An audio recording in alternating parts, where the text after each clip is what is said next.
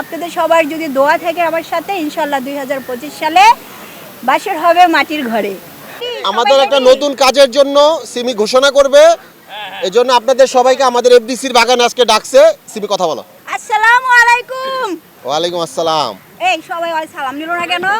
এরা তো ঠিক না। দিছে। সবাই কেমন আছেন? আলহামদুলিল্লাহ। আমরা তো 2025 সাল শুরু হয়ে গেছে। তো আজকে হচ্ছে আমাদের হ্যাপি নিউ ইয়ার। আজকে হ্যাপি নিউ ইয়ারটা কেন বলছি, আমরা 2025 সালে আমি সবাই তো জানেন, সবাই আমাকে বলে আমি লো বাজেটের কম বাজেটের সিনেমা বানাই। তো ইনশাল্লাহ আমি 10,000 টাকা বাজেট নিয়ে সিনেমা শুরু করতে যাচ্ছি। আর এটা উল্লেখ করার পিছনে অবশ্যই কারণ আছে, কারণটা অবশ্যই আপনারা সবাই জানতে পাবেন। আমি নতুন একটি সিনেমা রাসেল মিয়াকে নিয়ে শুরু করতে যাচ্ছি। ইনশাল্লাহ আরও নায়ক নায়িকা আছে, এটার সাথে আরও অনেকেই আছে, আমাদের অমিত হাসান ভাইয়া আছে, আরও অনেকেই আছে। আজকে আমি আমার সিনেমার নামটা আমি ঘোষণা করব। আর অনেক আগের থেকে একটা পরিকল্পনা ছিল যে আপনারা জানেন অনেক আগে আমার একটা ভুল মানুষ সিনেমা নিয়ে আমি অনেকগুলো গান টান করেছিলাম, কিন্তু আমি কাজটা এখনও করতে পারিনি। কেন করতে পারিনি? বাংলাদেশে কোনো নায়ক নায়িকা নাই, নায়ক নায়িকা বললি বাংলাদেশে নাই। তো অবশ্যই এটার পিছনে কারণ আছে, নাই কেন নাই। আমরা প্রযোজকরা অনেক সময় বাধ্য হয়ে কাজ করতে যাই, মানে আমরা কোন জায়গায় এসে ফেসে গেছি। আজকে আমার নতুন সিনেমা, আমার ভুল মানুষ সিনেমাটা আমি পরে করব।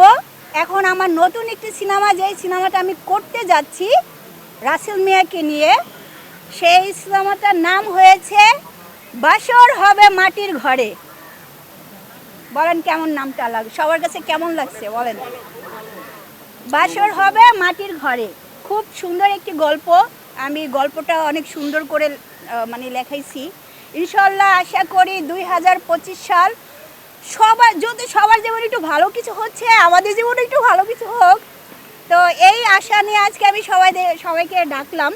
তো ইচ্ছা ছিল যে শুটিং দিয়ে শুরু করে আমি মহরত করব, কিন্তু বাংলাদেশের অবস্থা এখন এত খারাপ, এফডিসির অবস্থাও এত খারাপ, আমাদের ইন্ডাস্ট্রির ভিতরে তো অনেক ধরনের প্রবলেম চলে, আপনারা তো জানেনই সবাই।